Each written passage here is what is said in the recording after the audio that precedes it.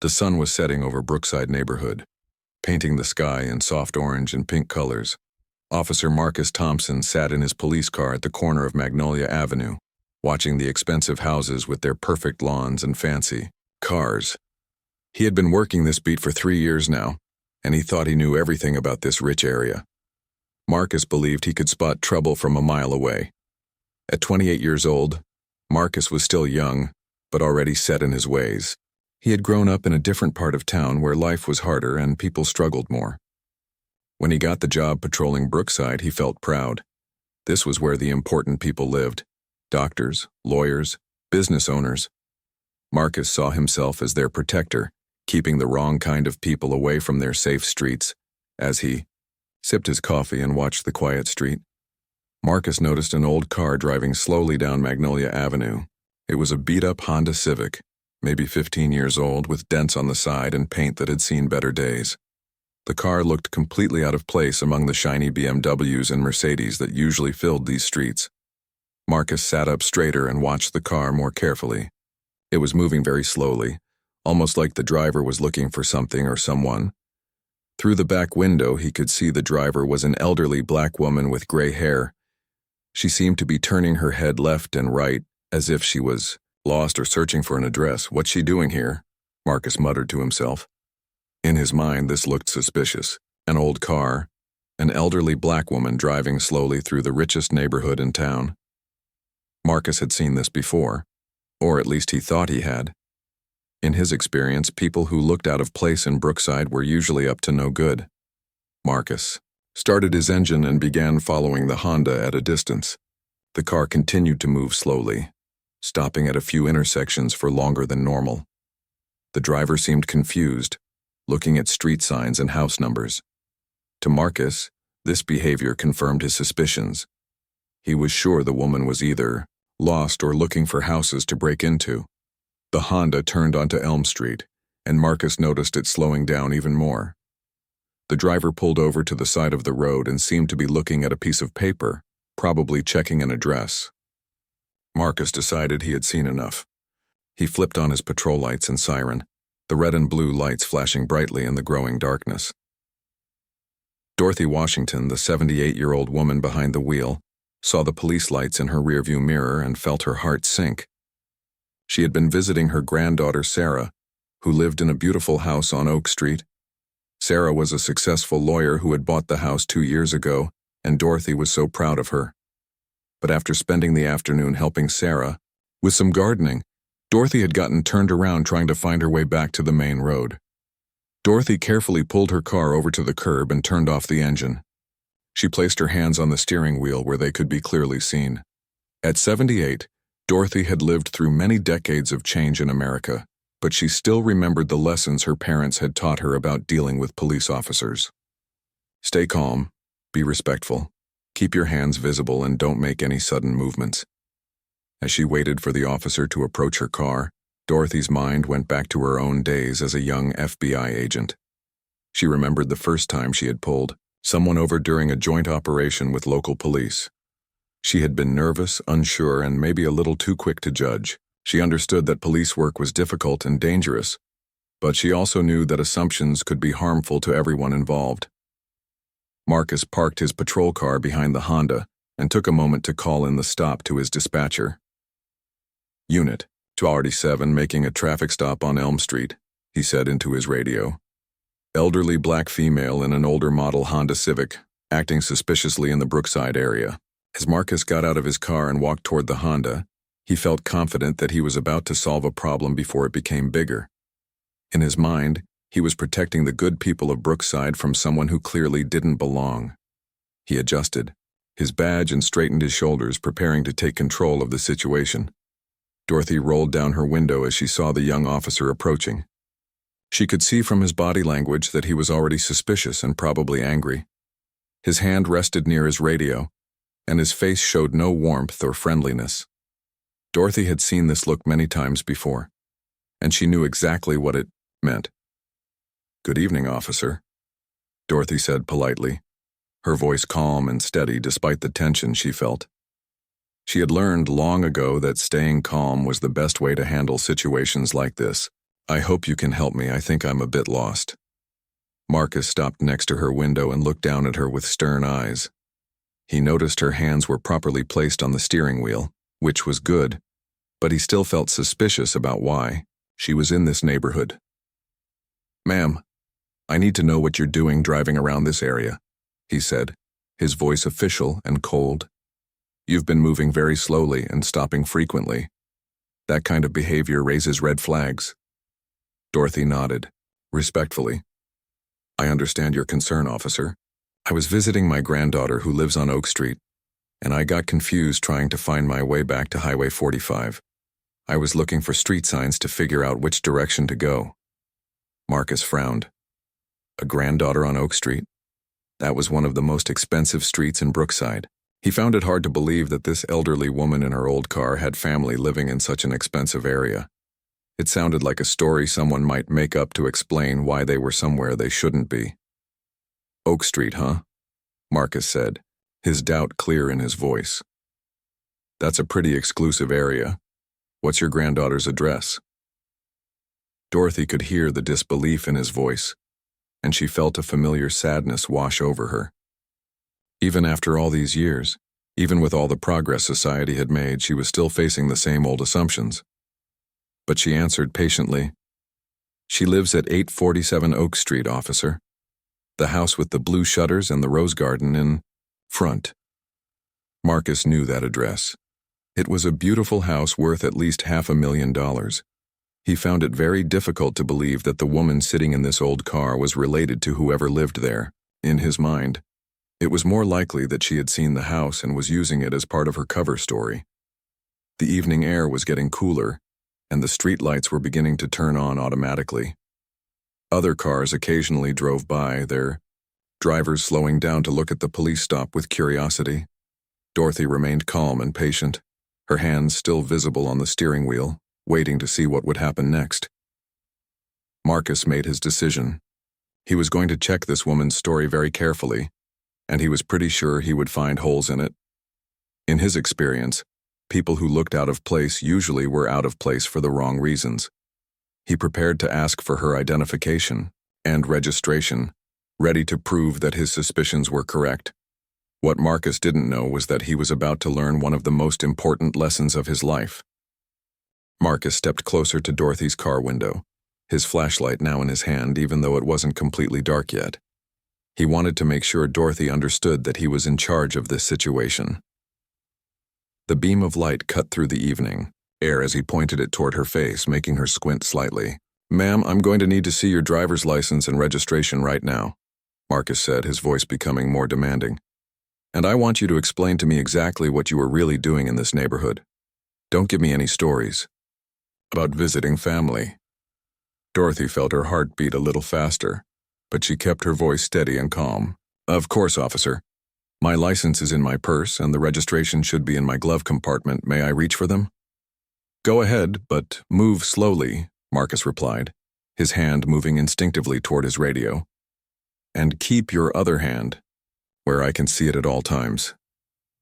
Dorothy carefully reached for her small black purse that was sitting on the passenger seat. Her movements were slow and deliberate, exactly as Marcus had requested. She had been through situations like this before, though not for many years. She knew that any sudden movement could make things worse, so she took her time finding her wallet. As Dorothy searched through her purse, Marcus continued to study her and her car with suspicious eyes. The Honda was definitely old and worn. The seats had small tears in them, and there was a small crack in the windshield. The car smelled like it had been driven many miles over many years.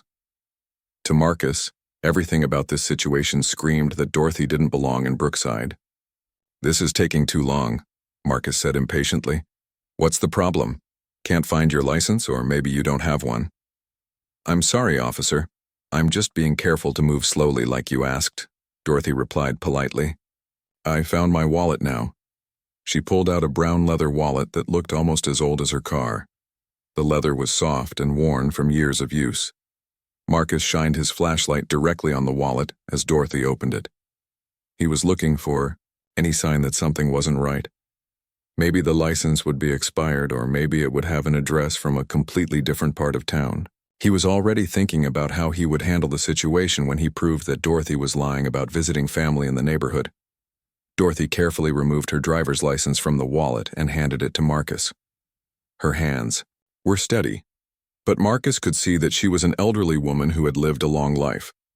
The license was current and valid, but Marcus was more interested in the address. "Wait a minute," Marcus said, looking at the license more carefully under his flashlight. "This says you live at 1247 Magnolia Avenue. That's right here in Brookside." Dorothy nodded. "Yes, officer. I've lived there for about 6 months now. I moved there to be closer to my granddaughter, Sarah." Marcus felt confused. If Dorothy lived in Brookside, why was she driving around lost? And why was she driving such an old, beat-up car if she could afford to live in this expensive neighborhood? Something still didn't add up in his mind. "If you live on Magnolia Avenue, then why were you driving around lost?" Marcus asked, his voice still full of suspicion. "And why are you driving this old car if you live in such an expensive area?" Dorothy took a deep breath before answering. She could see that this young officer had already made up his mind about her, and nothing she said was going to change his opinion easily. But she had to try.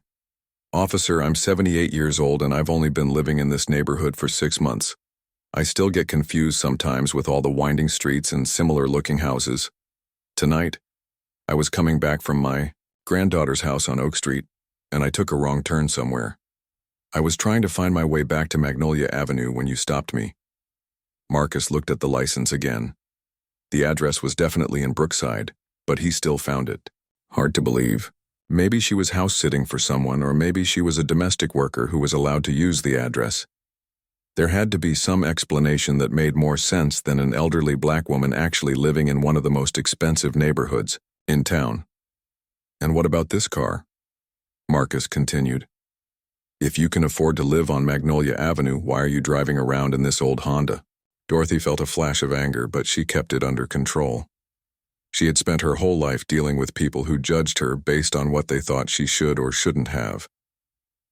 "Officer, this car has been very good to me for many years. It's reliable, and it gets me where I need to go. I don't see any reason to change it just because I live in a nice neighborhood." Marcus wasn't satisfied with her answers. In his experience, people who could afford to live in Brookside drove cars that matched their income level. They didn't drive around in 15-year-old Hondas with dents and scratches. He was becoming more convinced that Dorothy was not being truthful with him. "Ma'am, I'm going to need you to step out of the vehicle," Marcus said, his tone becoming more official and stern. "I want to search your car to make sure you're not carrying anything illegal." Dorothy felt her heart sink. She knew this was going to happen, but she had hoped the officer would be more reasonable. "Officer, I haven't done anything wrong. I was just lost and trying to find my way home. Why do you need to search my car?" "Because your story doesn't add up," Marcus replied firmly. "You claim to live in Brookside, but you're driving around in an old car acting suspicious. You say you were visiting family, but you can't find your way around your own neighborhood. I have every right to investigate this situation further." Dorothy slowly opened her car door and stepped out onto the sidewalk. She was a small woman, probably about 5 feet 4 inches tall, and she moved carefully because of her age. She wore a simple blue dress and comfortable walking shoes. There was nothing threatening about her appearance, but Marcus still felt like he was doing the right thing by investigating her further. "Please stand over there by the sidewalk," Marcus directed, pointing to a spot about 10 feet away from the car. "Keep your hands where I can see them while I search your vehicle." As Dorothy stood on the sidewalk watching Marcus search through her car, she thought about how different the situation was from the traffic stops she used to make during her career. She had always tried to treat people with respect and dignity, even when she suspected they might be doing something wrong. She had learned that most people were good people who just found themselves in difficult situations. Marcus opened the glove compartment and found the car registration, which matched Dorothy's name and the Magnolia Avenue address.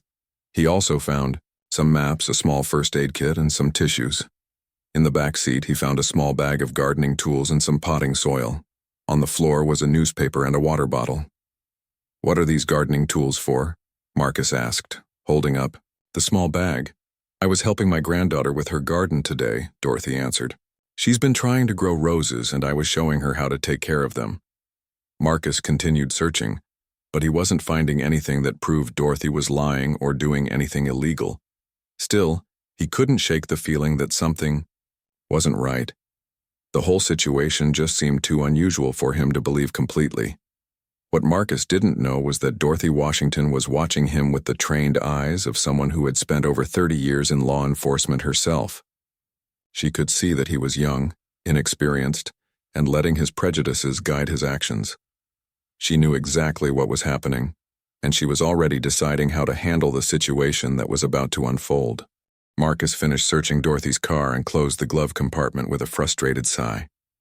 He had found nothing illegal, nothing suspicious, and nothing that proved his theory that Dorothy was up to no good. The car registration was valid and matched her driver's license perfectly. The address was definitely in Brookside, just as she had claimed. But Marcus still couldn't shake his feeling that something wasn't right about this whole situation. Dorothy stood patiently on the sidewalk, watching Marcus as he completed his search. Her hands remained visible at her sides, and she hadn't complained once about the way she was being treated. She had been through much worse situations in her life, and she knew that staying calm was always the best approach. But inside, she was already thinking about what would happen next. "Officer," Dorothy said quietly, "I can see that you're having trouble believing my story. Would it help if I showed you some additional identification?" Marcus looked up from the car, surprised by her offer. Most people who were hiding something didn't volunteer to show more identification. They usually tried to give as little information as possible and get away as quickly as they could. But Dorothy seemed genuinely willing to prove who she was and what she was doing in the neighborhood. "What kind of additional identification?" Marcus asked, walking back toward Dorothy with her driver's license still in his hand. "I have some documents in my purse that might help explain who I am," Dorothy replied. "May I reach into my purse to get them?" Marcus nodded, but he watched her carefully as she opened her small black purse again. This time, instead of reaching for her wallet, Dorothy pulled out a small leather folder that looked different from anything Marcus had seen before. It was dark brown leather, well made, and had the look of something official and important. "This might help you understand," Dorothy said, handing the leather folder to Marcus. Marcus took the folder and opened it under his flashlight. What he saw inside made his eyes widen with surprise. The first thing he noticed was an identification card with Dorothy's photo on it. But this wasn't a regular driver's license or state ID. This was something much more official looking. The card had a gold seal at the top and words that made Marcus's heart skip a beat. "Federal Bureau of Investigation," Marcus read aloud, his voice suddenly much quieter than it had been before. "Special Agent Dorothy Washington, badge number 2847. Dorothy watched as Marcus stared at the FBI identification card, his flashlight beam shaking slightly in his hand. She could see the exact moment when the reality of the situation began to hit him. This wasn't just any elderly woman he had pulled over. This was a federal agent, someone who had dedicated her life to law enforcement just like he had. This says you're an FBI agent," Marcus stammered, looking up at Dorothy with completely different eyes than he had been using just moments before. "I was an FBI agent," Dorothy corrected gently. "I retired 6 years ago after 32 years of service. But yes, that identification is real, and it's mine." Marcus felt his world tilting as he processed this information. He had been treating a retired FBI agent like a common criminal. He had made her get out of her car, searched her vehicle, and questioned her story with suspicion and disbelief. The woman standing in front of him had probably solved more crimes and caught more real criminals than Marcus had even seen in his 3 years as a police officer. "There's more in the folder," Dorothy said quietly, seeing that Marcus was struggling to understand what was happening. With trembling hands, Marcus looked at the other documents in the leather folder. The second item was a retirement certificate from the FBI, signed by the director himself. It thanked Dorothy Washington for her outstanding service and dedication to justice during her 3 decades with the Bureau. The certificate was dated 6 years ago, just as Dorothy had said.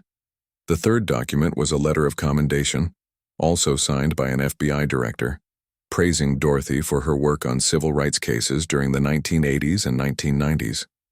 The letter mentioned her courage and determination in fighting injustice and her exceptional skills in investigation and analysis. Marcus realized he was reading about someone who had probably faced more dangerous situations and made more difficult decisions than he could even imagine. But it was the fourth document that really made Marcus understand how badly he had misjudged Dorothy Washington.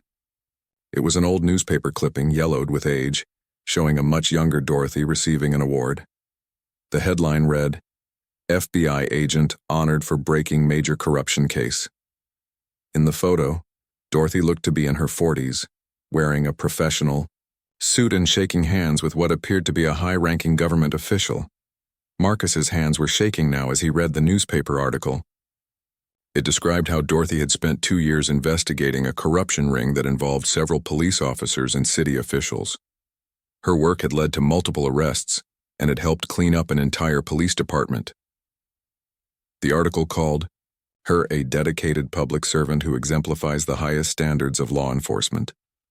"I don't understand," Marcus said, his voice barely above a whisper. "If you're a retired FBI agent, why didn't you tell me right away? Why did you let me search your car and question you like that?" Dorothy's expression remained calm, but there was a sadness in her eyes that Marcus was only beginning to recognize. "Officer Thompson, I let you do your job because I wanted to see how you would treat someone you thought was just an ordinary citizen. I wanted to see if you would treat me with the same respect and dignity that every person deserves, regardless of what they look like or what kind of car they drive." Marcus felt his cheeks burning with shame as he realized what Dorothy was telling him. She had been testing him, not in a mean way, but in a way that showed him exactly who he really was as a police officer, and he had failed that test completely. "You see, Officer Thompson," Dorothy continued, "during my 32 years with the FBI, I learned that the most important quality a law enforcement officer can have is not suspicion or toughness. It's fairness. It's the ability to treat every person you encounter with the same level of respect and professionalism, whether they're the mayor of the city or someone who's homeless on the street." Marcus looked down at the documents in his hands, then back up at Dorothy's face. He was beginning to understand that this wasn't just about him making a mistake with one person. This was about something much bigger and more important. This was about the kind of police officer he was, and the kind of police officer he wanted to be. "I've been wrong about everything," Marcus said quietly, his earlier confidence completely gone. "I saw you driving slowly, and I assumed you were up to no good. I saw your old car, and I assumed you didn't belong in this neighborhood. I saw your skin color, and I let that influence how I treated you. I'm so sorry, Mrs. Washington." Dorothy nodded slowly. She had heard apologies like this before, from other young officers who had learned difficult lessons about their own prejudices, but she also knew that an apology was just the beginning. The real question was what Marcus would do with this knowledge going forward. "Officer Thompson," Dorothy said, "I've been where you are. I've made assumptions about people based on what I thought I saw rather than taking the time to learn who they really were. The difference is, I learned from those mistakes early in my career. The question now is, what are you going to learn from this?" The silence between Marcus and Dorothy stretched for what felt like several minutes, though it was probably only 30 seconds. Marcus stood there holding Dorothy's FBI credentials, his mind racing as he tried to process everything that had just happened. The documents in his hands felt heavier than they should have, weighted down by the importance of what they represented and the magnitude of his mistake. Dorothy watched Marcus carefully, recognizing the signs of someone whose entire worldview was being challenged. She had seen this look before, during her years with the FBI when she had to confront other law enforcement officers about their behavior. It was the look of someone realizing that everything they thought they knew about themselves might be wrong. "Mrs. Washington," Marcus finally said, his voice cracking slightly with emotion, "I have never been more embarrassed in my entire life. You're a decorated federal agent, and I treated you like a criminal." Dorothy finished for him, her voice gentle but firm. "You treated me like someone who didn't belong, someone who was probably up to no good, someone whose word couldn't be trusted. And you did all of that before you knew anything about me except what I looked like and what kind of car I was driving. Marcus felt tears forming in his eyes, though he tried to hold them back. He had always thought of himself as a good police officer, someone who protected people and served his community with honor. But Dorothy's words forced him to confront the uncomfortable truth about his own behavior and attitudes. I spent 32 years investigating crimes, Marcus, Dorothy said, using his first name for the first time. I solved kidnapping cases, broke up corruption rings, and worked on civil rights violations. I've arrested murderers, thieves, and people who hurt children. I've testified in federal court, worked with police departments across the country, and trained hundreds of new agents. Marcus listened in stunned silence as Dorothy continued. Each accomplishment she mentioned made him feel smaller and more ashamed of how he had treated her. This wasn't just any retired person he had pulled over. This was someone who had dedicated her entire career to the same principles he had sworn to uphold when he became a police officer. But you know what the most important part of my job was? Dorothy asked, looking directly into Marcus's eyes. It was treating every person I encountered with dignity and respect, no matter who they were or what they looked like. Because the moment you start making assumptions about people based on their appearance, you stop being an effective law enforcement officer. Dorothy reached into her purse again and pulled out another document that Marcus hadn't seen yet. It was a faded photograph, black and white, showing a much younger Dorothy in what appeared to be FBI training. She was surrounded by other new agents, all of them looking serious and determined. This picture was taken during my first week at the FBI Academy in Quantico, Dorothy explained. I was one of only 3 black women in my entire training class. Do you know how many times people assumed I didn't belong there? How many times I was questioned, doubted, or treated with suspicion just because of what I looked like? Marcus shook his head, beginning to understand that Dorothy's experience tonight was not an isolated incident, but part of a pattern she had been dealing with her entire life. The difference was, Dorothy continued, I had instructors and mentors who taught me that being a good law enforcement officer meant rising above those prejudices, not giving in to them. They taught me that every person deserves to be treated fairly until their actions prove otherwise. Dorothy took the FBI credentials back from Marcus and carefully placed them in her leather folder.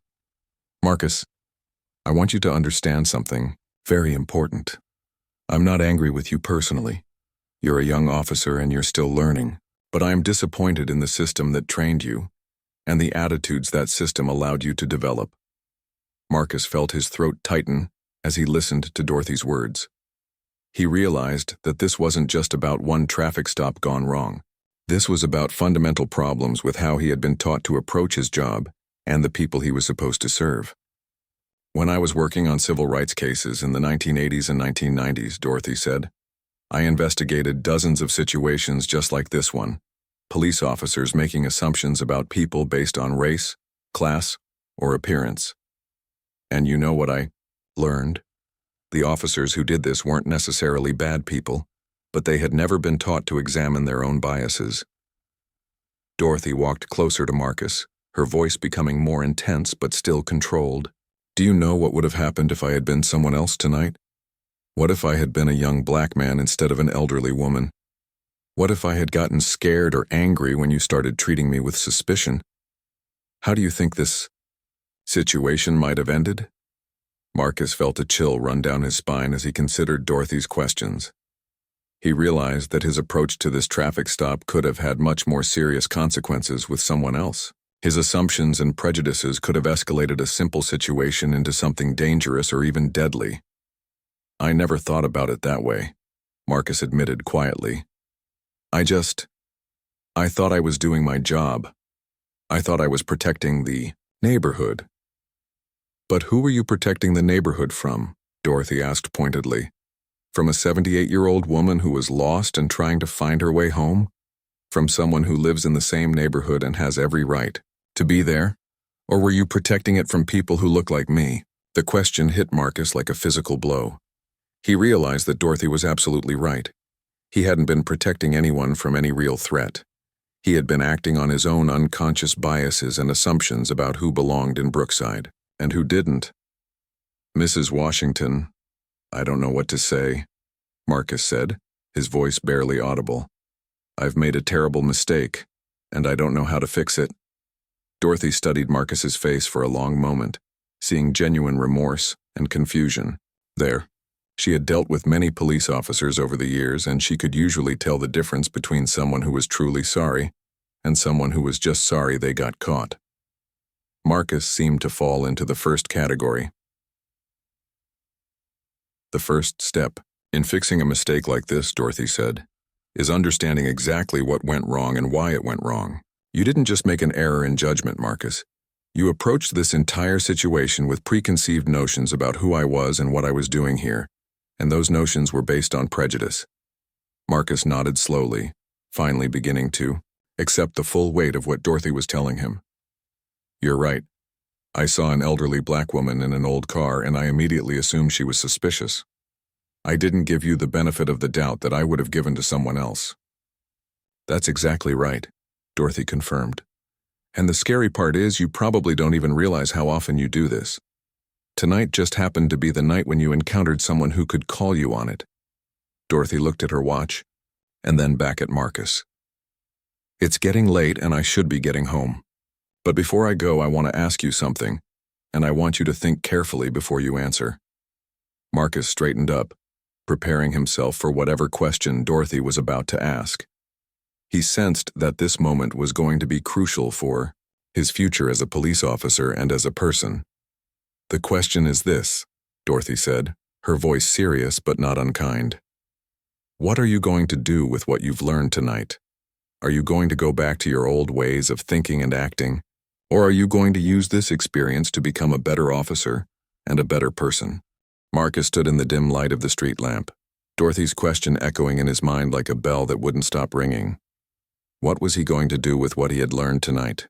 The question seemed simple, but Marcus knew it was the most important question anyone had ever asked him. His answer would determine not just what kind of police officer he would be, but what kind of person he would become. "Mrs. Washington," Marcus said slowly, "I honestly don't know how to answer that question right now. Everything I thought I knew about myself and my job has been turned upside down tonight. I need time to think about what you've told me and figure out how to be better." Dorothy nodded approvingly. She had been hoping Marcus would give her an honest answer rather than making quick promises he might not keep. In her experience, real change took time and serious thought. It couldn't be rushed or forced. "That's a good answer, Marcus," Dorothy said. "The fact that you're willing to admit you need time to think shows me that you're taking this seriously. But I want to give you something that might help you with that thinking process." Dorothy reached into her purse one more time, but this time she pulled out a small white business card. It looked different from a regular business card. Older, more official, with raised letters and a government seal in the corner. "This is my card from when I was with the FBI," Dorothy explained, handing it to Marcus. "After I retired, I started doing volunteer work with police departments around the country. I help train officers on community relations and bias awareness. I teach them the same lessons I had to learn during my career." Marcus took the card and read it carefully under his flashlight. "Dorothy Washington, Special Agent, retired, Federal Bureau of Investigation, Community Relations Consultant." Below that was a phone number and an email address. "If you're serious about becoming a better officer," Dorothy continued, "I want you to call me. Not tomorrow, not next week, but when you've had time to really think about what happened tonight and what it means. When you're ready to do the hard work of examining your own attitudes and changing the way you approach your job." Marcus looked up from the card, surprised by Dorothy's offer. "You would do that? After the way I treated you tonight? You would actually help me?" Dorothy smiled for the first time since Marcus had pulled her over. It was a warm, genuine smile that transformed her entire face. "Marcus, do you know why I became an FBI agent in the first place?" Marcus shook his head, still holding the business card carefully in his hands. "I became an FBI agent because I wanted to make the world a better place," Dorothy said. "I wanted to catch the bad guys, protect innocent people, and make sure that justice was done fairly for everyone. But after a few years on the job, I realized that the most important part of making the world better wasn't just catching criminals. It was helping good people become even better at their jobs." Dorothy looked directly at Marcus as she continued. I can see that you're a good person, Marcus. You made some bad choices tonight, but that doesn't make you a bad person. It makes you someone who needs better training and better understanding of the communities you serve. And I've spent the last 6 years of my retirement trying to provide exactly that kind of training. Marcus felt a mixture of gratitude and unworthiness wash over him. But why would you want to help me after what I put you through? I embarrassed you, disrespected you, and treated you like a criminal. Most people would want to file a complaint against me or get me in trouble with my department. Dorothy's expression became more serious. Marcus, I could absolutely file a complaint against you. I could call your supervisor tomorrow morning and tell him exactly what happened tonight. I could describe how you pulled me over without cause, searched my car without justification, and treated me with suspicion and disrespect, based on nothing more than my race and appearance. Marcus felt his stomach drop as he realized how much trouble he could be in. Dorothy had every right to file a complaint, and with her background and credentials, her word would carry enormous weight with his department. He could lose his job, his career, everything he had worked for. But I'm not going to do that, Dorothy continued, watching Marcus's face carefully. Do you know why? No, ma'am, I don't, Marcus replied honestly. Because I believe that people can change and grow if they're given the right opportunities and guidance. Filing a complaint against you might get you fired, but it wouldn't help you become a better officer. It wouldn't help you understand what you did wrong or how to do better in the future. And it wouldn't help the next person you encounter on the street. Dorothy stepped closer to Marcus, her voice becoming more intense. But Marcus, I need you to understand something very clearly. I'm giving you a chance that not everyone gets. I'm offering you the opportunity to learn and grow instead of just facing punishment. But this is a one-time offer, and it comes with conditions.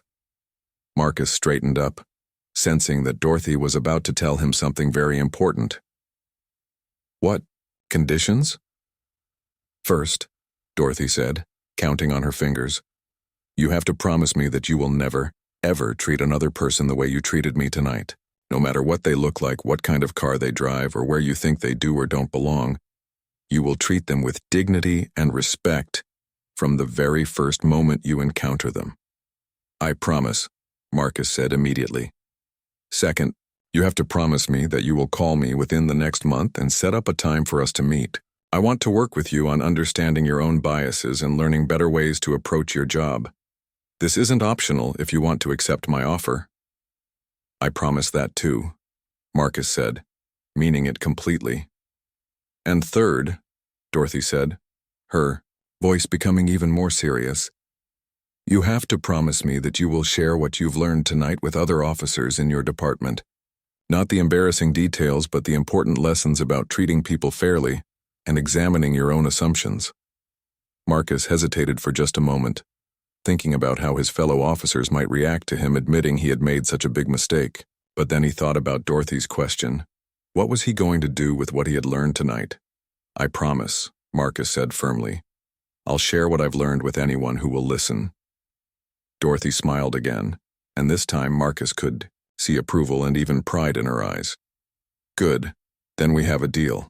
Keep that business card safe and call me when you're ready to start the real work of becoming the kind of officer this community deserves. As Dorothy got back into her Honda Civic, Marcus stood on the sidewalk holding her business card and watching her drive away.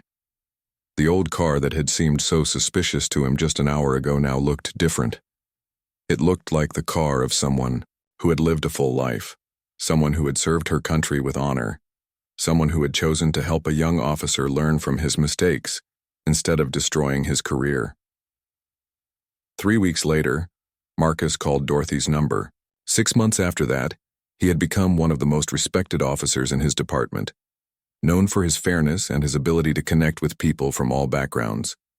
And 2 years later, Marcus was helping Dorothy train other young officers, sharing the story of the night when an elderly black woman in an old Honda Civic taught him the most important lesson of his life.